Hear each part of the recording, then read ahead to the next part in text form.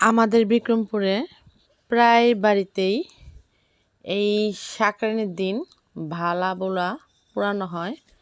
আর এখানে মানে খ্যার দিয়ে পেতনি বানিয়ে পোড়ানো হয়েছে।